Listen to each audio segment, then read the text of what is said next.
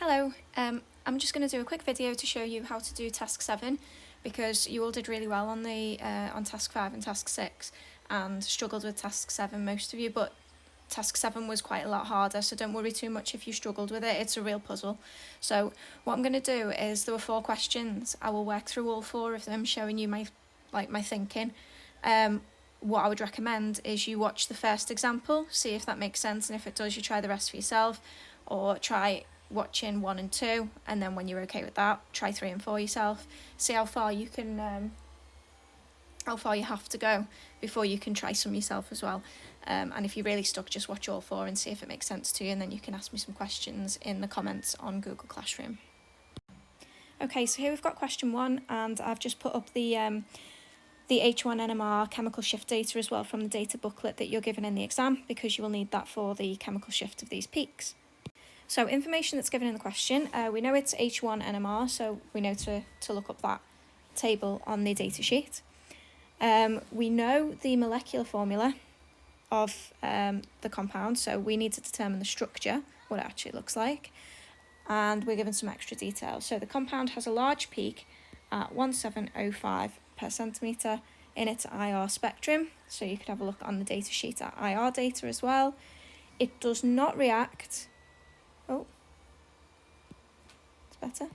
does not react with sodium hydrogen carbonate or with Tollens reagent. So there's some information. So let's see what this actually tells us.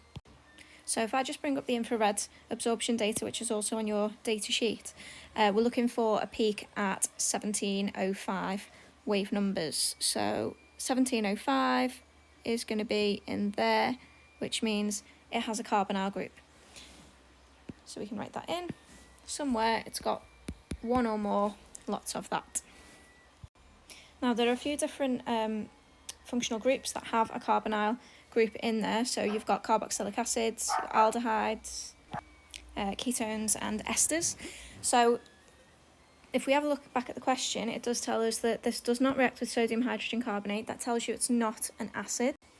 And it doesn't react with Tollens reagent either, so it's not an aldehyde. So we're looking at a ketone or an ester. Now, one thing we can notice is that this compound has 2 oxygens in it, so that's fine for an ester, but if it's a ketone, then it's likely to be a diketone with 2 carbonyl groups in it. The next thing I'm going to do is have a look at the peaks and find out what sort of splitting patterns we've got, how many hydrogens they are representing, and what their chemical shift data is, because that will give us little fragments of the molecule that we can start to piece together.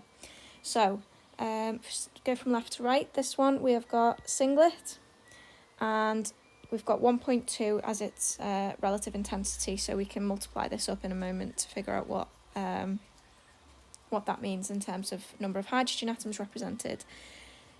The next one, we have got a quartet. This tall one is a singlet, and that last one is a triplet. So there are splitting patterns. Okay, so now I want to turn these relative intensities into numbers of hydrogens represented. So getting this into the simplest whole number ratio. What I tend to do is get them into whole numbers to begin with, so turn that 1.2 into 12, so times everything by 10, 54, 18, and that just helps me to see some numbers where I might recognise a factor. So I know that I can divide each of these by 6, and it may turn out that I can divide them again. But let's have a look. So 12 divided by 6, this one's 2 hydrogens, this one's 2 hydrogens, this one is 9 hydrogens, and this one is 3 hydrogens. So that's how I work out the simplest whole number ratios. I get them up to whole numbers in the first place and then look for common factors. So now we've got 2 pieces of information for each of the peaks. We've got how many hydrogens they're representing, and we've got the splitting pattern. That can give us some idea as to what that fragment looks like. So we'll work through each one and draw out the fragment. Okay, so this time I'm going to go from right to left, because this one looks quite familiar. We've got a triplet with 3 hydrogens. So we know that we're looking at 3 hydrogens. It's usually an end carbon like that. And we know that neighbouring hydrogens, because it's a triplet, it's got 2 neighbouring hydrogens. So we know it's going to look something like that. But this bold part is the part represented by this peak here. So the next one is a singlet. This is interesting because it's worth 9 hydrogens, so that should tell you, because you can't have 9 hydrogens around 1 carbon, that you have some equivalent hydrogens.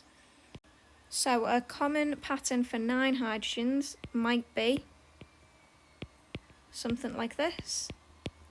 That's frequently what 9 hydrogens looks like when they're all equivalent. And it's a singlet, which means on the neighbouring carbon we have no hydrogens.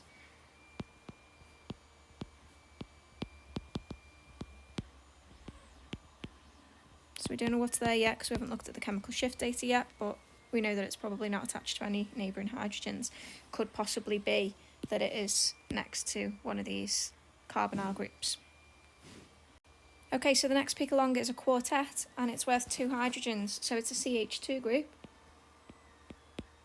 And the fact that it is a quartet tells you that it is next to 3 neighbouring hydrogens. So it's next to something like this. And when you do this and you start kind of piecing together these parts, you notice that this part here was next to a CH2 group, and there's a CH2 group that's next to that part there. So this peak and this peak are probably an ethyl group together. Okay, finally on the end we have got, I'll just change my pen. We have got a singlet worth 2 hydrogens, so this is another CH2 group, but the fact that it's a singlet tells you that it is next to no neighbouring hydrogens on either side. So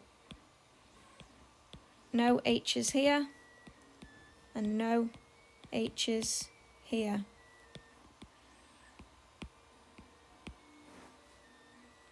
Okay, so taking a quick look at all of these different parts, we have got this part looks very much like it's in the middle of a chain.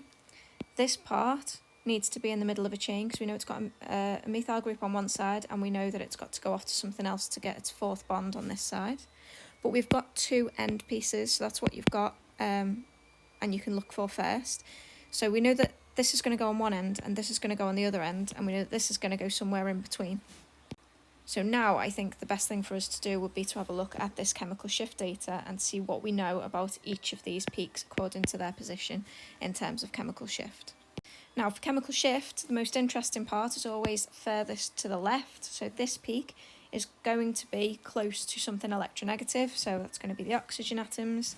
So let's have a look at this particular chemical shift. Okay, so chemical shift for this one is pretty much 3.5. Okay, so having a little look through our chemical shift data, go down here, 3.5 could be in there, could be in there. Now, as we've already decided that our compound is probably going to be a ketone or an ester, because we know it's got a carbonyl group, we know it's got some oxygens in it, but we know it's not an acid and it's not an aldehyde. This throws up a couple of problems here, because if we look at this one, this is a halogenoalkane, so it's got chlorine or bromine in it. So it can't be that one because that doesn't appear in our molecular formula. And the other one is also a problem because this is not the sort of hydrogen environment you would expect in an ester. I know it's got a single bonded oxygen, but in that case you'd be looking at something like this where you've got a single bonded oxygen and the carbonyl group as well. So an ester hydrogen next to the single bonded oxygen would have a chemical shift about 3.7 to 4.1. So it's not quite that high. So given that we don't have this one, which is clearly an ester, we don't have a peak at 3.7 to 4.1, I'm going to suggest that's probably not an ester. And we're going to start looking at the possibility of it being a ketone as well. So for a ketone, you would be looking at something where you've got hydrogens next to C double bond O. So you've got these here. Okay, so these come up at around about 2.1 to 2.6 usually. So going back to our spectrum, having a look at something which could be attached to a carbonyl group, we know that this piece here has got something here with no hydrogens on it and something here with no hydrogens on it.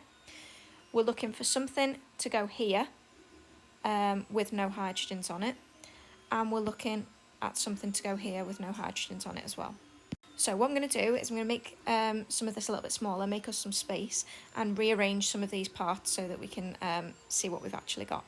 Okay, so this is a little bit tidier now. We can actually see which fragments we've got. We've got rid of all of the stuff that we used before that we don't need anymore. So we're looking for something like this. So we're looking for hydrogens that are next door to carbonyls between 2.1 and 2.6 typically. So if we go from 2.1 to 2.6, we're looking somewhere here. So we can suggest that although we know that there's a CH3 group on one side, there's a chance that this here might have a carbonyl group. So what I'm going to do next, now that we've got some of the oxygen in place and we've got the two end pieces and we kind of know what most of this molecule looks like, I'm going to lay them out so that we can see what joins together where. So the big singlet looks like this, and that's going to be one end. We don't know what's attached to it, so I'm going to leave a little gap because we know that there are no neighbouring hydrogens, but I'll leave a gap and I'll start from the other end. Now we know that on the other end we have got a methyl group with a CH2, so we've got an ethyl group, which is this and this put together. Okay, so we have accounted for this peak that's drawn over here. We've accounted for the tall peak because we've drawn that over there. We've accounted for this quartet because we've drawn that here, and we also know that it's attached to a carbonyl group because of its chemical shift data, so we can draw that in as well. Now the final peak tells us that we've got another CH2 group with no hydrogens on either side. So if we look here, this has got no hydrogens on it, so the CH2 group can come next. So that peak is that CH2 group there. And that's fine because we've got no hydrogens on the left-hand side. We've made sure of that because we've put it next to the carbonyl group. And if we join it straight on, it would have no hydrogens there. But the problem would be that if we were to join this straight together, like so, if we have a look at the molecular formula, we've got a problem because the molecular formula has two oxygens in it. So it's got 9 carbons, 16 hydrogens, and 2 oxygens. Now, if you look at what we've drawn so far in green down at the bottom, we've actually got 8 carbons, 16 hydrogens, and 1 oxygen in this molecule here. So comparing it to the molecular formula, the hydrogens are fine, we've got all of those, but we're missing 1 carbon and 1 oxygen, which takes us back to the idea that this might be a diketone. Okay, now if we put in the other ketone group, so let's take that bond away and draw in the other ketone group, we end up with that compound there, and that compound has 9 carbons and 2 hydrogens, so we can put that in there and you can see that that's now the correct molecular formula. And finally, the last thing that I wanted to say about this one is if you look at this group here, this CH2 group, the environment for these hydrogens is that they are next to carbonyl groups, so they should appear at a chemical shift similar to this, which is 2.1 to 2.6.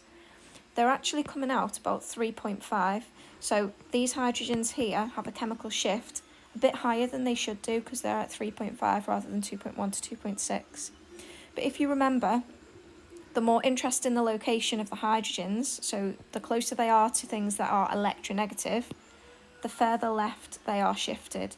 So this singlet being next to carbonyl groups, you would expect to be down here somewhere. So why is it shifted further left? Well, the answer is to look at both sides. So on one side, you've got a carbonyl group, and on the other side, you've got a carbonyl group. So because you're in between two, that shifts those hydrogens further to the left on the spectrum. So there's your final answer for this question. So just show you again where these peaks come from. So we have got a CH3 group on the end, which is this one. That's that bit. We've got CH3 groups all coming off a carbon atom. So that is that part there. That's all of those hydrogens. We have got a CH2 group, a CH3 group. So that peak are those hydrogens. And finally, we've got CH2 group with no hydrogens side. So that one are those hydrogens there. So that's your final answer. Okay, so question number 2, I'll go a little bit quicker, hopefully, with this one, but you just use as much of this as you need to be able to answer the questions yourself. Okay, so I've gone through each of these peaks and identified the splitting pattern and turned the relative intensities into number of hydrogen atoms. So now we can use this information to draw what each fragment might look like. Okay, so I've just done exactly the same as we did before. So we've got a triplet with 2 hydrogens. So the 2 hydrogens are here, and the triplet means that it's next to 2 neighbouring hydrogens. We've got a singlet with 3 hydrogens, so there's our 3, and the singlet means it's next to no neighbouring hydrogens. So we've got an end piece, which is useful. So that's going to go on one end. We have got a triplet with 2 hydrogens, so there's our 2 hydrogens, and the triplet suggests that it's next to 2 neighbouring hydrogens, so this peak and this peak could possibly be 2 CH2 groups next to each other. We have got this quartet with 2 hydrogens, so there's the 2 hydrogens, and the quartet says it's got 3 neighbours, and we have got a triplet over here with 3 hydrogens, so it's a CH3, and the triplet means it's next to a CH2, so these 2 peaks are probably the same piece, so that's an ethyl group together. So now we just need to figure out, because we've got C6H12O2, we need to put some oxygens in, so the chemical shift will tell us what kind of oxygens, because we're not given anything to say whether it's a carboxylic acid or an ester or a diketone. So we'll have a little look at that now. Okay, so our chemical shift data, we have got peaks at 1, 2.4, 2.6, 3.2 and 3.5. So we'll try and identify these on the chemical shift data sheet. So looking at the chemical shift data, we have got alkyl groups quite far away from everything else, which is fine because we know that this methyl group here is attached to a CH2 group as part of a bigger chain. So that makes sense. Here suggests that these 2 peaks are either side of a carbonyl group. So we've got a ketone in between this piece and this piece, as far as we can tell here. And these 2 peaks suggest that we are next to an oxygen single bonded within the carbon chain. So that would be an ether group. So if we put all of that together, we can lay out one end piece, the other end piece, and stick these peaks, or these carbons and hydrogens, next to the carbonyl group and the single bonded oxygen. There's only really one thing that we can come up with. So we know that on one end we have got this peak that I've highlighted in green, which is the CH3 group. So we've got that part, and we know that it is attached to a CH2 group, which is the peak that I have highlighted in yellow. So we've put those 2 pieces together. If we jump over to the other end, we know that we've got a methyl group represented by that blue peak as well. So we've got our 2 end pieces because they're nice and easy to identify. And then in the middle, we've still got to place the red peak and the grey peak. And we know that the red peak is apparently next to a carbonyl group. And we know that the yellow peak is also next to a carbonyl group. So next to this CH2 group here, represented by the yellow peak, we're going to put a carbonyl, and then we can add the piece represented by the red peak onto the other side. There we go, so we've got carbonyl group and we've got the red peak. We know that the red peak was a CH2 group that had no hydrogens on one side because it's a carbonyl, and it's got a CH2 group on the other side. So that CH2 group will be our grey peak, so we can draw that one in as well. So we've nearly finished. We've represented the hydrogens from each of these peaks on the spectrum, and we know that the grey peak and the blue peak are in this sort of environment here, where they are next to a singly bonded oxygen that's taken part in that chain. So the missing piece here has to be that oxygen, which will take our molecular formula up to C6H12O2. So here we have an oxygen bonded there, and then I would just, as a final check, make sure that we've got the right number of carbons, hydrogens and oxygens. So we've got 1, 2, 3, 4, 5, 6 carbons, which is correct. 3, 4, 5, 6, 7, 8, 9, 10, 11, 12 hydrogens, which is correct. And we have got the 2 oxygens, which is correct. So that is your answer for that one. So this is question 3, and I'm going to do the same thing again. So we will go through and write down the splitting pattern of each of these peaks and how many hydrogens they are worth. If you want to pause the video and do that yourself for now, then you can do. But we are looking for this compound here, C8H15OCl. So in terms of splitting patterns, we've got this tiny little quartet here we have got a singlet, a doublet, and another singlet, and now we will turn these relative intensities into numbers of hydrogen atoms. So our little tiny quartet is representing 1 hydrogen, the singlet is representing 2 hydrogens, the doublet 3 hydrogens, and the tall singlet is representing 9 hydrogens. So I'm going to use the information about the number of hydrogens represented and the neighbouring hydrogens to draw out each fragment. So here we go, we've got some fragments. So we've got a single hydrogen on its own attached to 3. Now these are just predictions, they're just most likely scenarios, because those 3 neighbouring hydrogens could be 2 on one side and 1 on the other, and we would come to that if that's what it appeared to be. But given that this fragment and this fragment both appear, then it's likely that we've got it right having the 3 hydrogens all on one side of this particular carbon atom. So we have got CH attached to a CH3 and the CH3 attached to the CH there. So this doublet and this quartet represent a chunk that looks something like this. We've also got a CH2 with no hydrogens either side, and we've got this piece. So in terms of end pieces, we have this on one end and we have this on another end, and we know that we're still yet to put in some oxygen and chlorine. So again, we're going to have a look at chemical shift. So I'll highlight these peaks and I will highlight their corresponding information in the data table. Okay, so the first peak, the green peak, was fairly easy. So we're looking at just under 1 for the chemical shift. So if we look over here, we've got 0.7 to 1.2. Could be here, could also be here, but we know that it's a load of CH3 groups, so it's got to be this one. So that's fairly straightforward. Now here we hit a little bit of a snag, because this one we know is representing a CH3 group because it's representing 3 hydrogens. So if you look at the chemical shift data, which is about 1.4, you're looking somewhere here. So let's highlight those for a moment.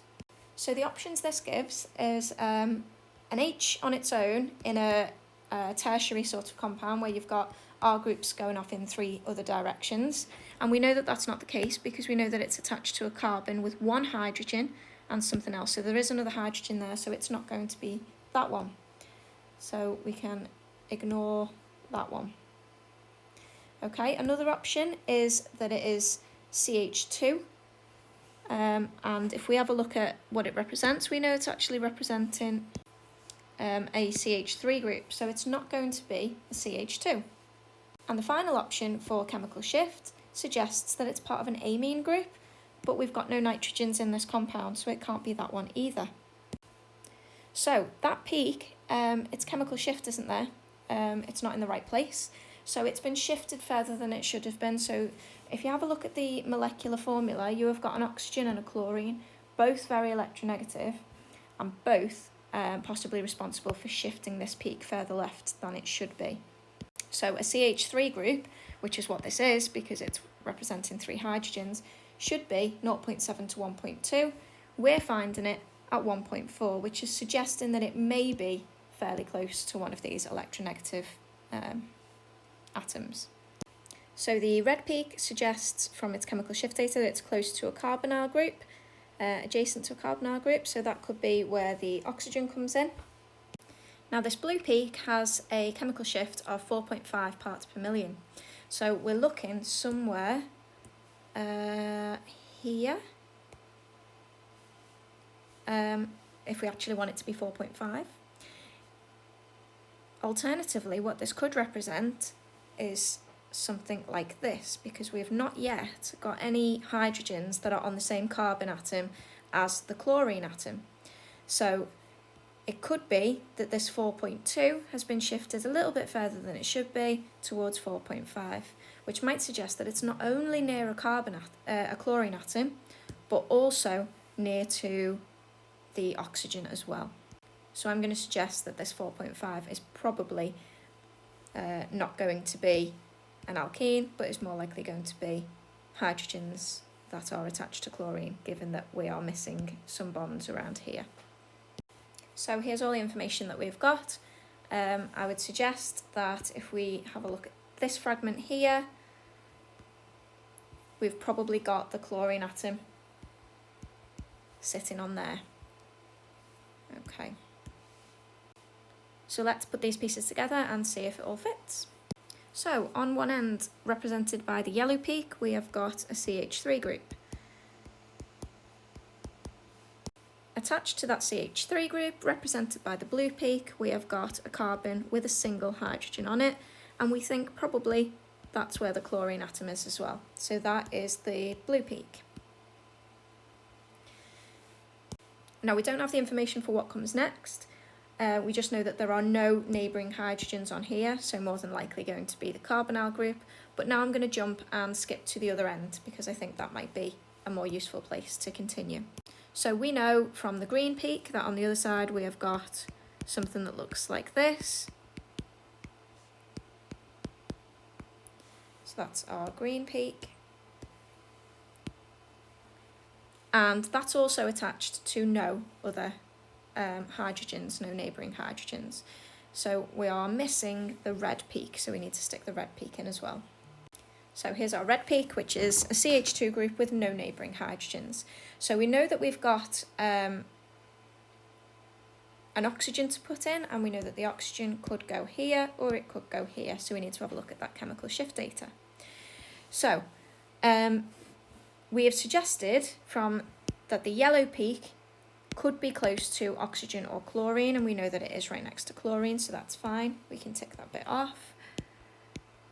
And we know that the blue peak says that it's on the carbon attached to chlorine, which we've put in. So we've attached the chlorine, and could be close to a C single bond O or a C double bond O as well. Now, taking a look at the red peak, when we had a look at the chemical shift for the red peak, we found that it would be next to a carbonyl group. So we know that the red is next to a carbonyl group, and we know that the blue is likely to be next to a carbonyl group because it's shifted a little bit further left than it would normally be. So I'm going to stick the carbonyl group in between these, and these can be directly joined together. So just to double check, that red peak had no neighbouring hydrogens either side, so there's none there, and here there are none directly attached to this carbon, they're on other carbon atoms.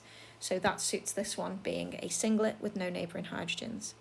If we check it against the molecular formula, we should have 8 carbons. So we've got 1, 2, 3, 4, 5, 6, 7, 8 carbons, 15 hydrogens. That's 3, 4, 5, 6, 7, 8, 9, 10, 11, 12, 13, 14, 15 hydrogens, 1 oxygen and 1 chlorine. So that is your final answer for question 3.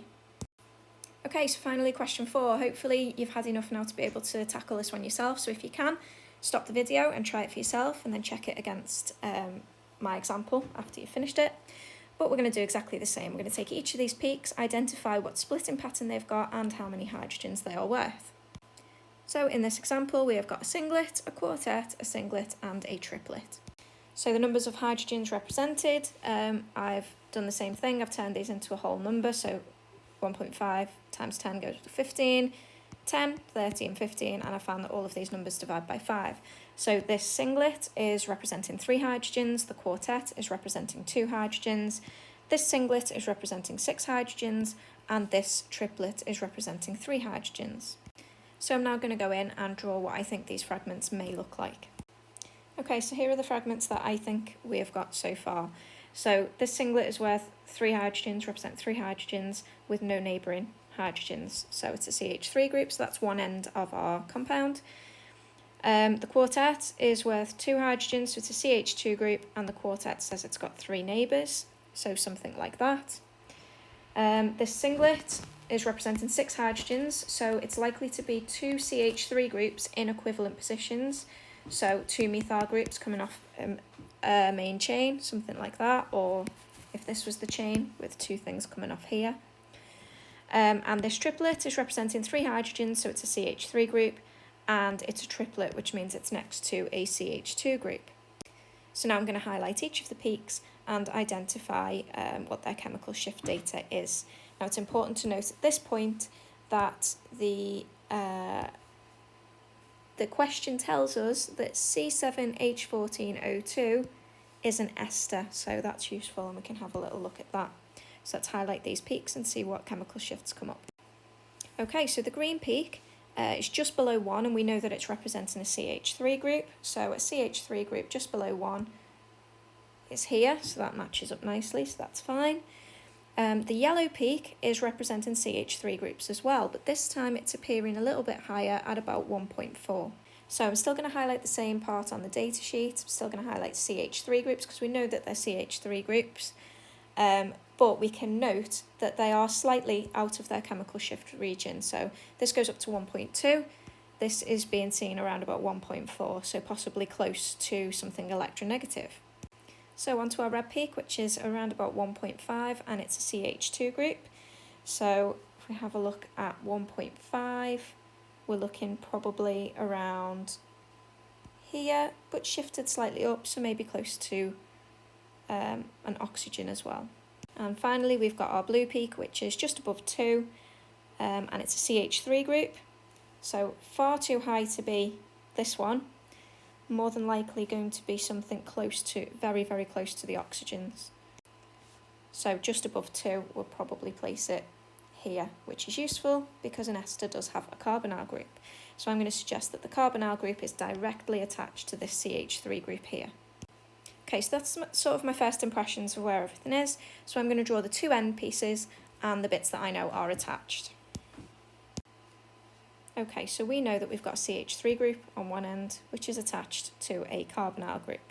So this bit is represented by the blue peak.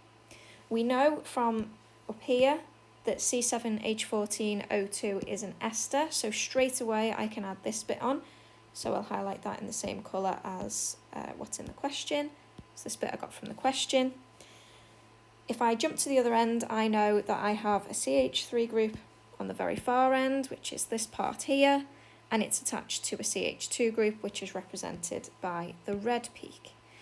So the only peak that I've not put in yet is the yellow peak, which is the two CH3 groups coming off a central carbon, and we know that these are probably close to an oxygen because it's shifted a little bit too far to the left. So here is our oxygen that it's probably close to. If we stick it into this gap, let's see if that works with everything that we've got in terms of the splitting patterns. So there's our yellow peak as well. Okay, so running through a double check, we've got CH3 group here because this peak is representing 3 hydrogens, which are attached to no neighbouring hydrogens, and that's fine. And its chemical shift tells us that it's probably attached to a carbonyl, so that's there. We know that it's an ester, so we're going to go down to a single bonded oxygen. The yellow peak is a carbon with 2 equivalent CH3 groups because it's representing 6 hydrogens and it has no neighbouring hydrogen atoms. So you need to take care here because a lot of people will go straight to this here and see that there are neighbouring hydrogens. Be very careful. We're looking at these hydrogens and these hydrogens. So if we go 1 carbon over, which is here, this has no directly attached hydrogens, which is why these hydrogens and these hydrogens are shown as a singlet peak. So it's correct that these hydrogens have no neighbouring hydrogens directly attached. So if we move on now to the red peak was a quartet and it was representing 2 hydrogens. So there's our 2 hydrogens, and the quartet says that it's got 3 neighbouring hydrogens. So if we go this way, there are no directly attached hydrogens. If we go this way, there are 3, which is perfect. And we know that the red peak is likely to be a little bit close to an oxygen because it's slightly shifted from where it should be, which is there. And the final one is a CH3 group because it's representing 3 hydrogens, which are there, and it's a triplet, which means it's got 2 neighbouring hydrogens, which are there. So this is the final answer for question 4.